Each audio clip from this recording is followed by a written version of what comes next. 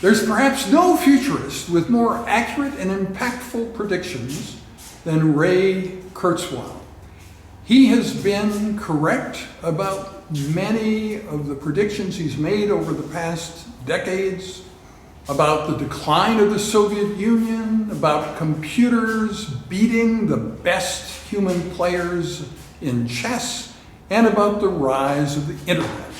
He's even had an impact on my 7-year-old granddaughter.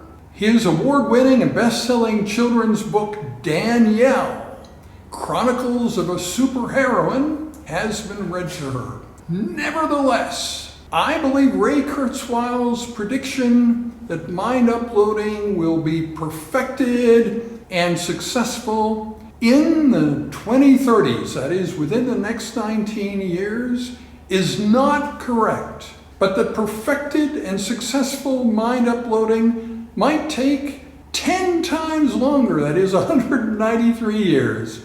Now, my other field of interest is nephrology, and I have suggested giving equal weight to history and the future, and considering a trajectory for kidney medicine that is characterized by a symmetrical timeline of 193 years going back to the influential book of Richard Bright in 1827, which started nephrology, kidney medicine, and 193 years forward to 2213 when mind uploading will be perfected and successful. Kidney medicine will be reduced in influence in 2213 because people will no longer have kidneys when they transfer their consciousness to a ceramic slab or other non-biological substrate. It's amusing to look back at the panel debates from the Extreme Futurist Fest in December 2011, when I seem to have much more to say about every audience question than mind-uploading expert Randall Kuna did. He was on the same panel. Now, years later, it's interesting to look at his videos now, from 2018 and 2019, and to see that he agrees with my idea that it will take a much longer time frame for perfected and successful mind uploading. He sees whole brain emulation as being perfected 55 to 80 years from now, that is by the end of this century. And when he speculates about the progress made 100 years from now, he does not mention widespread and successful mind uploading as having already occurred within 100 years. So I think my assertion that it might take 193 years as a time frame, it's arbitrary, but so is Kurzweil's 19 years. And I don't think Kuna would object to my 193-year time frame for perfected and successful mind uploading. However, let us return to considering the impact of the 19-year time frame of Kurzweil on my 7-year-old granddaughter.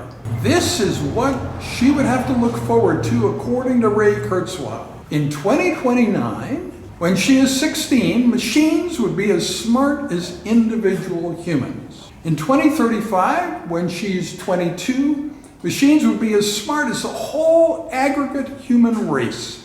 And in 2039, when she was 26, mind uploading would be perfected and successful. My granddaughter spends time looking at slides with my microscope at home. It's possible she will become a pathologist like me. Famous pathologist Rudolf Virchow has many famous sayings and well-known writings, and almost all of them come from age 27 in 1848. For instance, the physician is a natural attorney of the poor, and medicine is a social science, and politics is nothing but medicine writ large.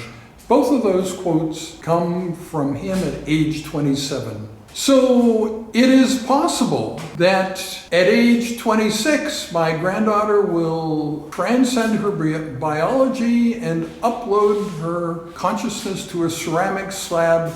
And so by age 27, she'll no longer be communicating in words, because presumably once your consciousness is in a ceramic slab, you would communicate directly by thoughts. So all those famous sayings she might have been known for will be lost because they just wouldn't have been needed if you're communicating via thoughts.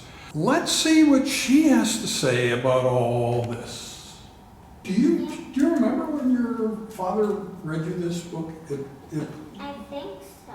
Yeah, it looks like you got to page 7. I don't know if it was one for every year of your life. Yes, that's right.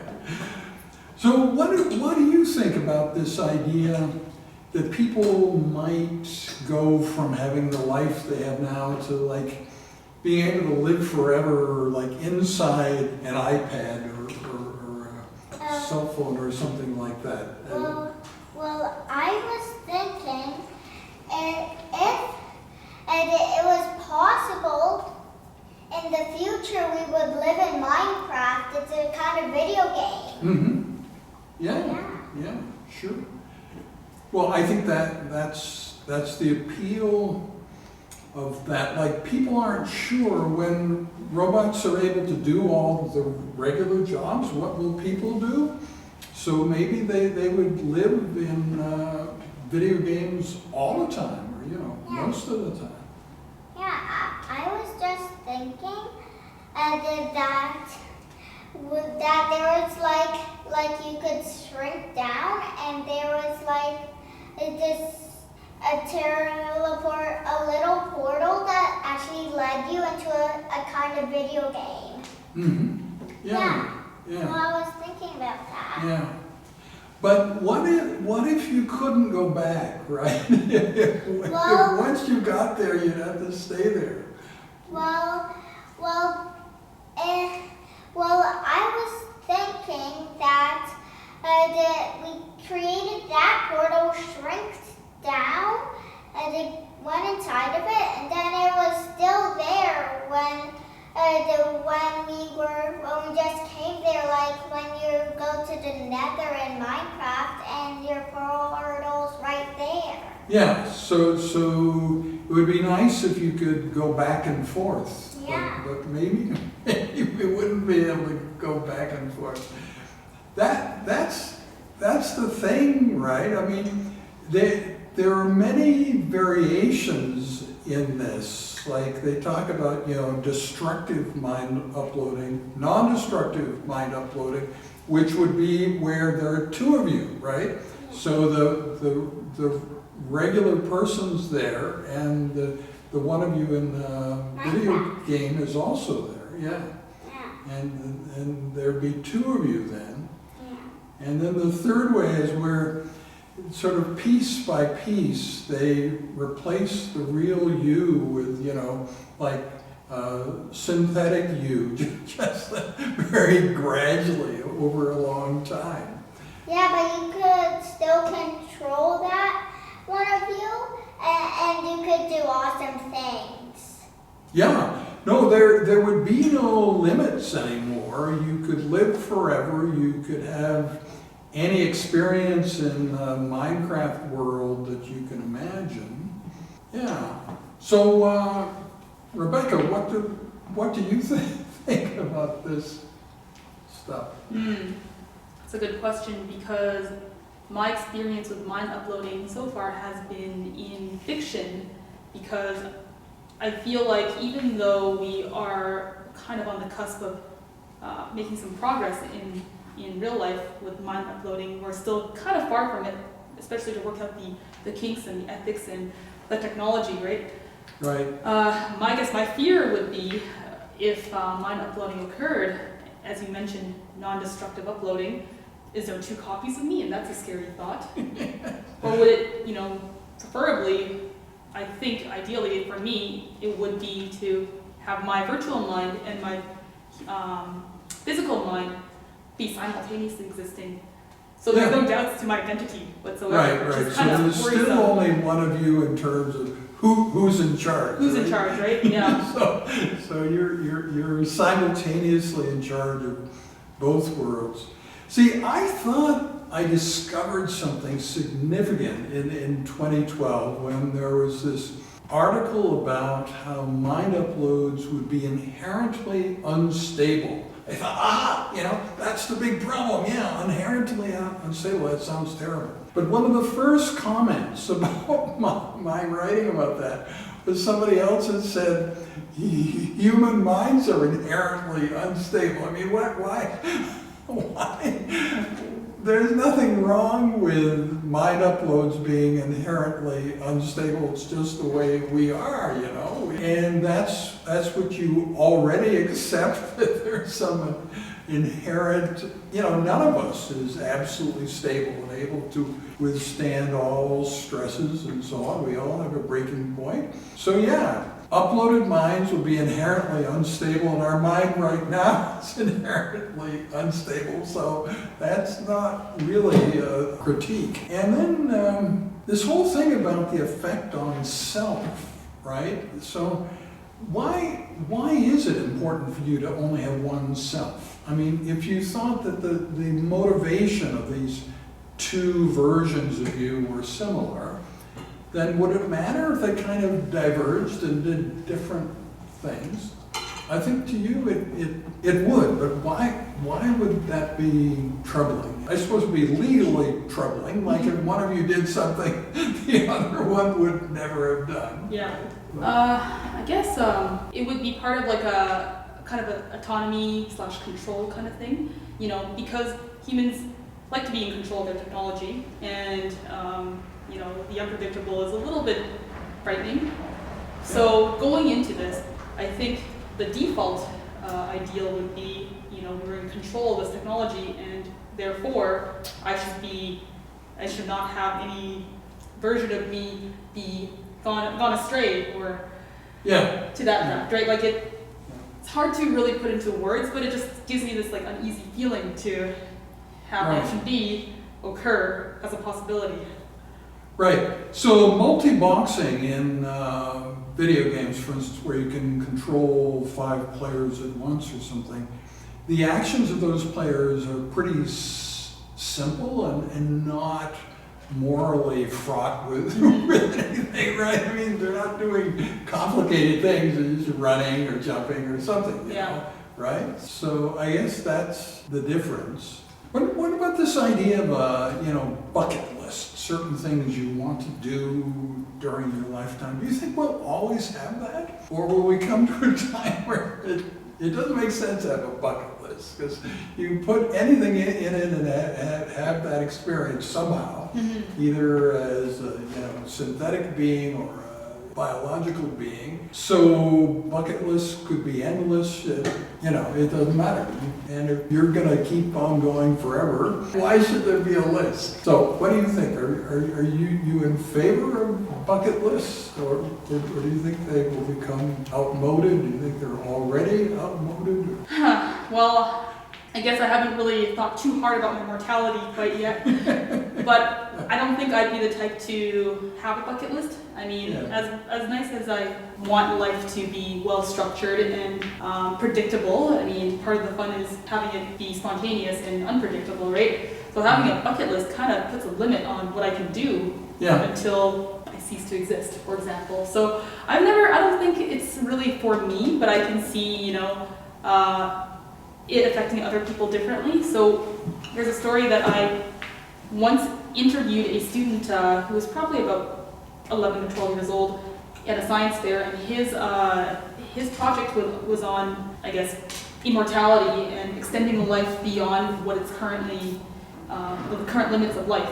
And when I asked him the question, it was like, well, how do you think humans are going to change their behavior and their attitudes towards life in general if this was a possibility? And his thoughts were, well, I think people will definitely not value life very much anymore, and will tend to maybe not maximize their potential in their given time span, which is something, spontaneously that somebody older than Xenia, but younger than me, thinks. So, I mean, there's 3 different opinions here, 4th one from you. Yeah. But the whole thing about, accomplishment and fulfillment, right?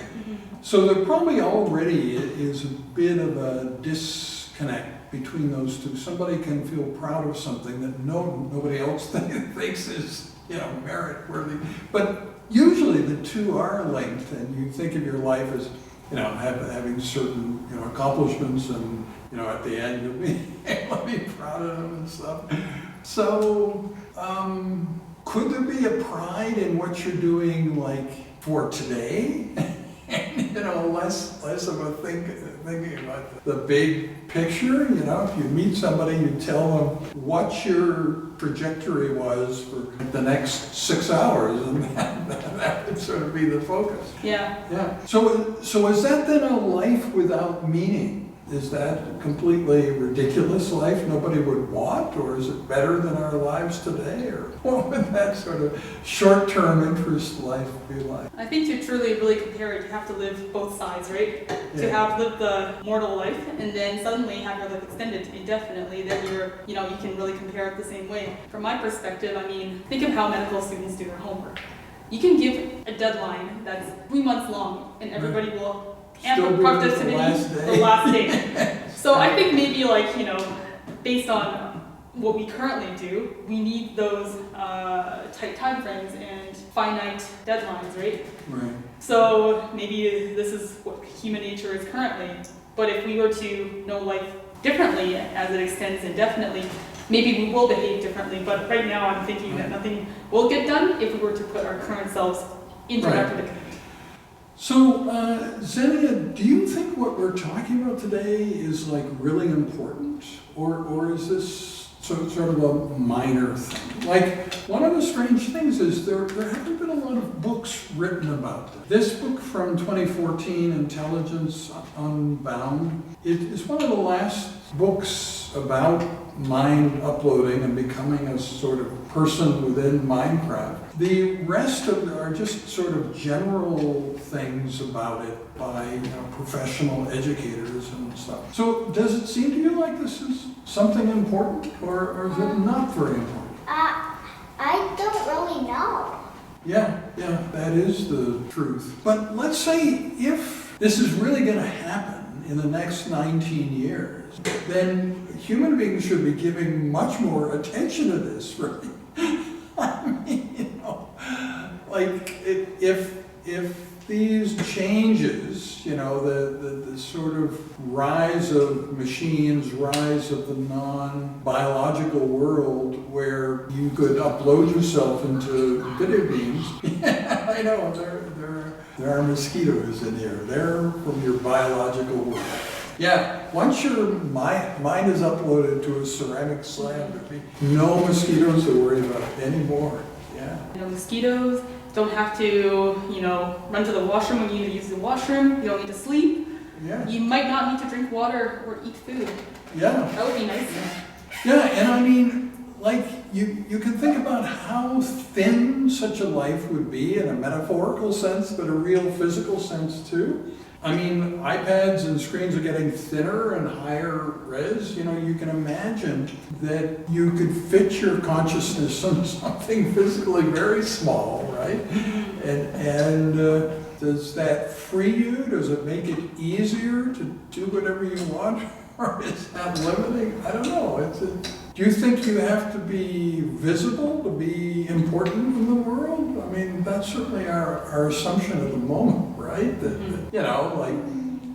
short people want to be taller, so they have more impact in the world, right? And but maybe the impact would be quite different.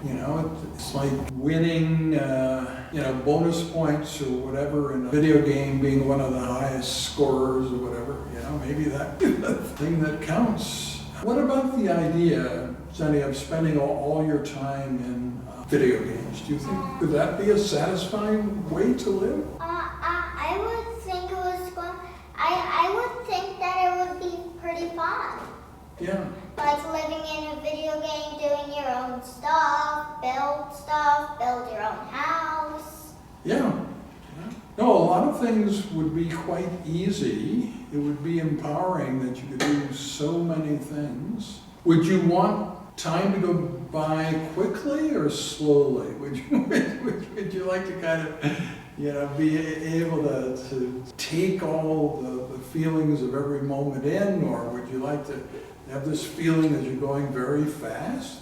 Well, I would like slowness and the fast timing, because like in a blink of an eye, it would be night. That would be pretty cool. Yeah. What do you think, should we be advocating for something here? Should we be advocating for more people to be spending time thinking about this? Yeah, because the alternative, if you think about the effect of the COVID-19 pandemic, it has definitely done two things.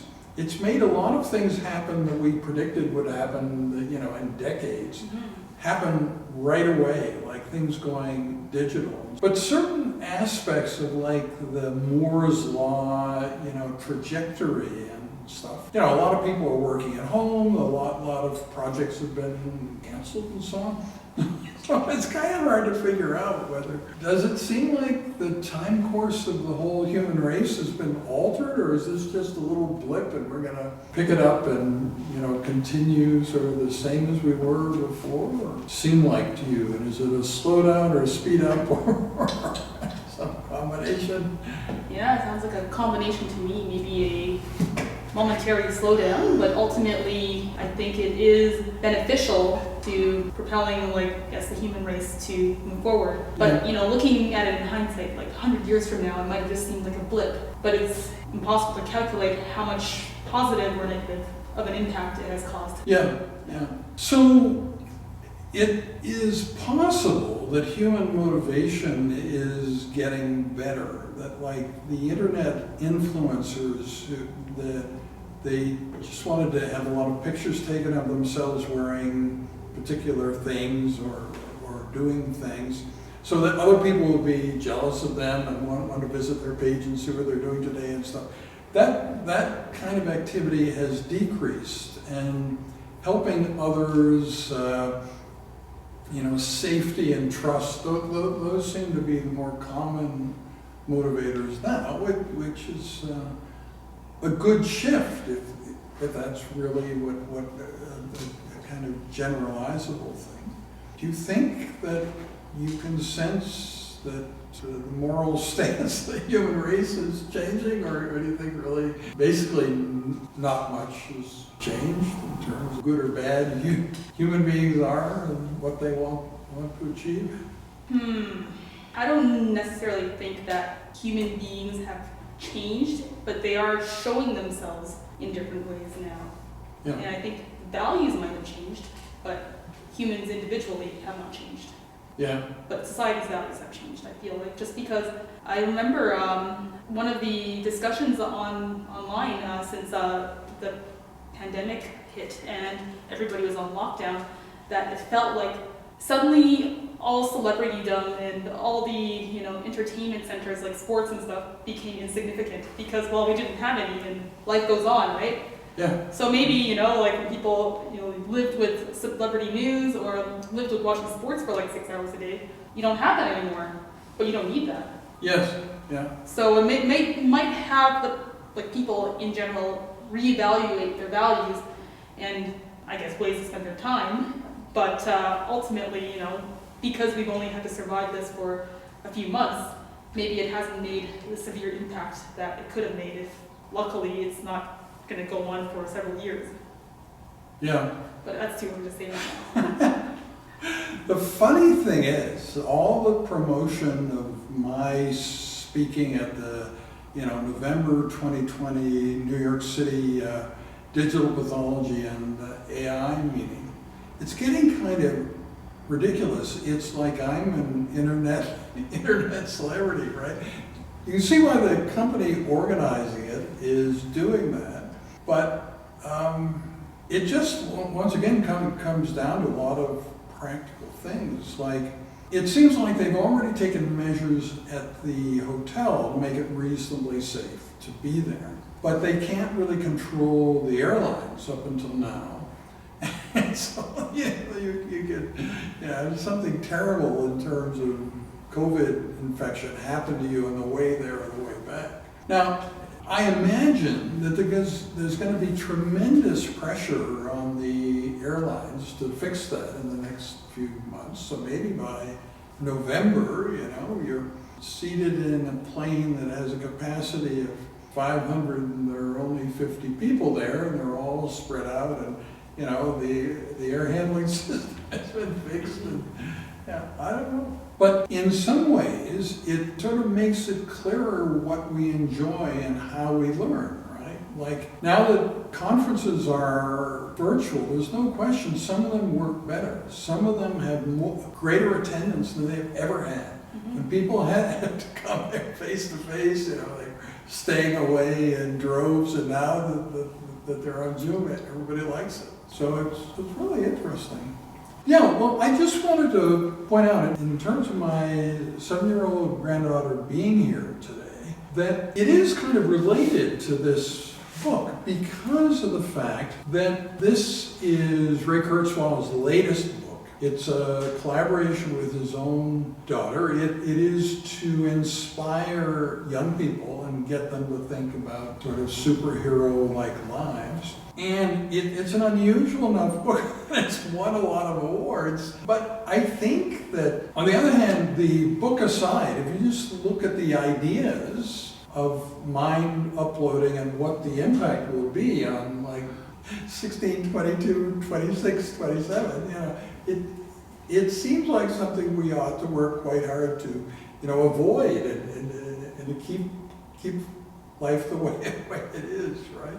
So it's an interesting mix of a specific book sort of made for children from the best-known futurists out there. So it'll be interesting to see what happens, and to see in the long run, how unique this video we're doing now is, or whether everybody decides eventually to see, what's the impact of young people on this. So, is there anything that you wanted to say? Rebecca and I have been hogging the stage here. What are your other thoughts about this stuff? I don't really know. Yeah, I do stop playing it, and it's just sometimes after I play it for about a half an hour, I get bored of it and put it to the side, and then I get bored, and then I put it to the side, and then I put on some TV. So Yeah. I think nobody really knows what's going to happen with this. Maybe we'll have 4 arms in the future. Yeah, well, actually, when we had a teaching session where Patrick Pilarski came in with a 3rd arm and was talking about this. He's got 2 normal arms and he's got a 3rd arm, and it's pretty useful potentially to have a 3rd arm. So 4 arms would be even better, I guess. What do you think? Do you think, therefore, Rebecca, that this won't occur? Is that the easiest way to think about it? That it's a crazy idea, and people will realize it's a crazy idea and not pursue it? I think it will occur to some degree sometime in the future, but it's hard to predict when. I'm not sure if the current predictions will hit its mark with all the other things going on in the world. For example, space travel. Space travel is kind of on our minds right now too. Yeah. I mean, if that's kind of an alternative to mind uploading, would that happen first?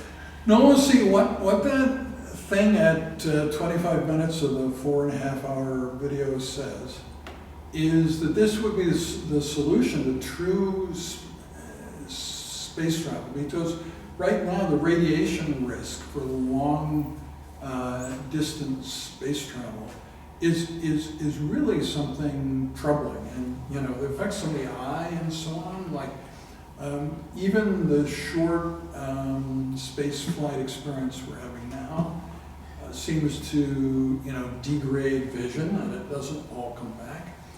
And so there are lots of ways in which the human body isn't really made for years and years of space travel. And it doesn't appear to be fixable as far as we can tell. But this would allow you to take your consciousness, upload it to something that doesn't have, any of those problems, and can, withstand space travel for years and years and years without any ill effects. So the two are connected, but not as alternatives, but I think as the one facilitating the other. And it also takes care of boredom. You can think of long duration space flight. What are you going to do? Well, you could control the speed at which your mind works, right? So, you could decide, well, how much is there to keep my mind active now? So like you could zip ahead a long time without feeling boredom. That's the other thing. Well, I was just thinking about the risks of mind uploading. And as you mentioned, obviously there's computer viruses that could hurt people, but what about, people who can hack into your mind? Is that a security risk as well, right? Right. Now I'm worried about my psychological well-being while I'm uploaded. And maybe there's also some kind of identity theft that goes on too. Somebody's making copies of me illegally. Right. So there's a lot of risks too. So when I try to leave my biological body, I want to leave all the bad things behind, but now I'm opening myself up to all these new problems. So I guess my biggest barrier is like, can you assure me a safety, and has this been tested and tried, and has adequate firewalls been built, for example, to make sure this doesn't happen? So I think the uptake in mind uploading, if it were to succeed, is going to be a little bit slow, just because of all the worries and all the problems that could arise. Yeah. For some reason, I've always sort of felt that it might be exciting to have multiple versions of yourself. I guess it may have to do with like early in life, you're still trying to create a series of accomplishments for yourself and that sort of thing. That might be harder for multiple ones of you, but once you've done that, maybe it's sort of interesting to take the person with accomplishments and then sort of divide them up into several personas and have them go out. But will age matter, right? I mean, why should age matter? If you're going to upload at the age of 26, how is your upload different from another upload, or an upload that occurred a year or two sooner or later? It's like maybe age will be an important factor. My goodness, it's almost noon.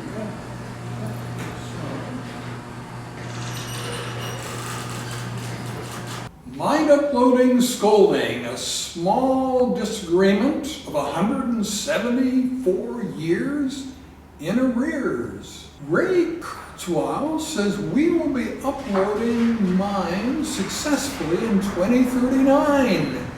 The tech may exist, but our psyches will be nowhere near ready at that time. It may be 2213, another 174 years before it becomes routine. Does anyone really believe that within the next 20 years, uploads will be on the scene? I must admit that I have a bias. I sort of like my humanness. I cannot believe we will so easily give up our biology and trade our lives for some clunky chunk of machinery. You may have been impressed with those monoliths in the movie 2001, but that does not mean you wanted to actually be one. Ceramic slabs are shiny but limiting. I'll stick with my meat-based body for the time being. This then is the greatest failure of Kurzweil prophecy, and meanwhile, psychiatrists will have a heyday as everyone dreads the day of upload and future plans are anything but solid. In conclusion, there are two big questions here about mind uploading, which I actually think we have an answer to. Number one, why would somebody, possibly everyone, want to upload their consciousness to an inorganic substrate? This is something you probably never ever thought about. And so, did you know that the term universal mind uploading has been used for more than 10 years? That means like everybody's doing it. How about that, eh? So, number two is the question of how long will it be before mind uploading is perfected, successful, and widely applied? With respect to the first question, it's actually very hard to find a convincing answer to this question of why somebody would want to do uploading, why somebody would want to upload their consciousness to an inorganic substrate. Most human beings are spending absolutely no time thinking about this, so it seems inconceivable that people who have never seriously considered this huge step, this idea of mind uploading, would suddenly decide to do it. No book that I know of on the subject I've encountered changes that dead-on-arrival conclusion, but there is one segment of one video at 24 minutes into the video that does give incentive for this dramatic action. The December 31st, 2019 Transhumania video about mind uploading, in condensed and excerpted form, the text at 24 minutes reads as follows, and I think you'll find this inspiring. Once you're living as a series of ones and zeros, you'll never have to worry about hunger, shelter, poverty, racial discrimination, disease, or wrinkles. This leaves lots of time for space travel. Human astronauts are too vulnerable to ever venture beyond the moon regularly. However, if we use an uploaded astronaut rather than a live biological astronaut, we could finally have missions to far-off worlds, avoiding the problems of radiation, lack of oxygen, zero gravity, and most importantly, boredom, since uploaded astronauts would be able to speed up their perception of time as well. Even better, there's also emotional augmentation. Uploaded humans will be able to monitor, regulate, and customize the subjective state of their well-being, which would result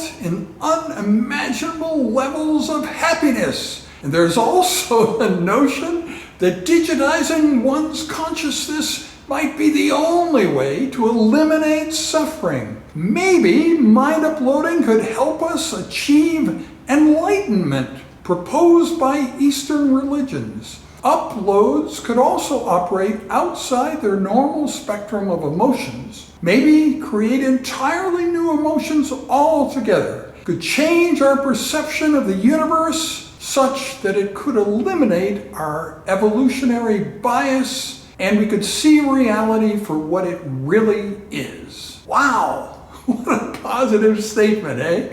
Strangely, I can't find that statement written down anywhere. It's only in that video, and it's a much longer segment that I've given you sort of abstracted portions of. And the effect of long-duration spaceflight on vision, the risks of radiation, do not seem to be fixable. And this is really going to be a problem that we have to overcome. So this mind uploading technology could provide a solution to that and allow us to travel at the speed of light. As a motivation in the long run, that is convincing. It may seem to you like an extreme solution, but the alternative of creating genetically engineered humans that are radio resistant is an equally extreme solution. People are talking about inserting genes from the tardigrade, water bear animals, and from extremophile microbes,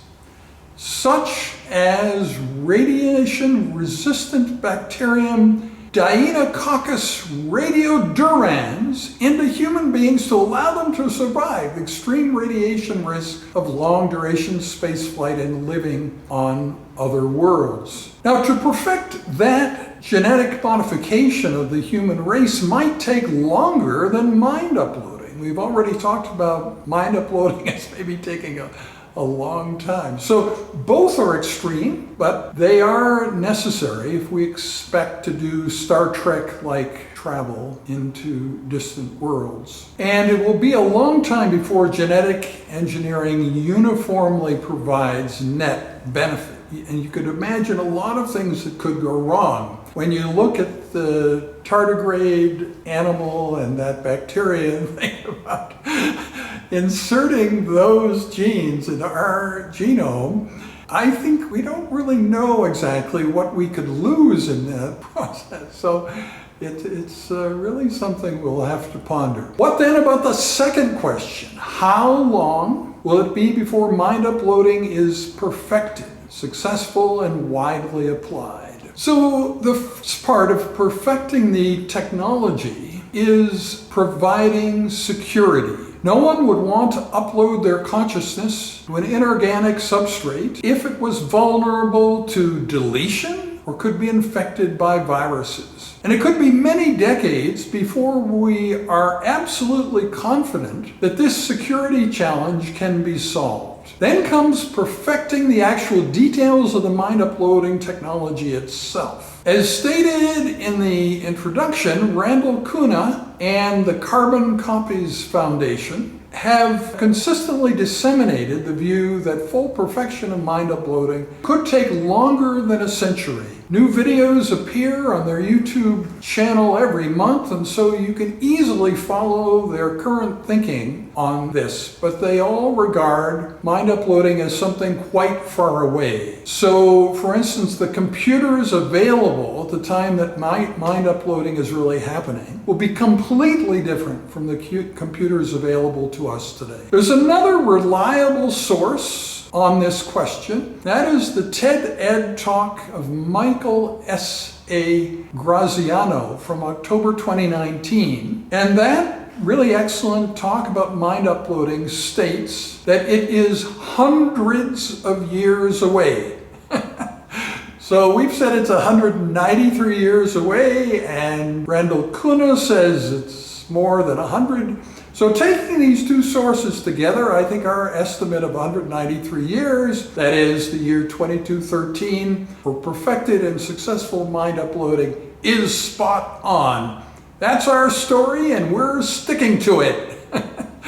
The symmetrical timeline for nephrology then would run from 1827 to 2020, 193 years back to the present day, and then 193 forward to 2213. That works. So there you have it, both questions answered. And in addition, we have reason to push back against Yuval Noah Harari's repeated statement that no one knows what life will be like in the 2050s. There are many things we don't know about what life will be like in the 2050s, but two things are possible to predict. Number one, there will be humans living on Mars by 2050. And the other thing is, we will still be working on the problem of protecting the humans there and other farther space flight from radiation, because neither mind uploading nor genetic engineering to create radio-resistant humans will be completed by the 2050s. So, thanks for watching.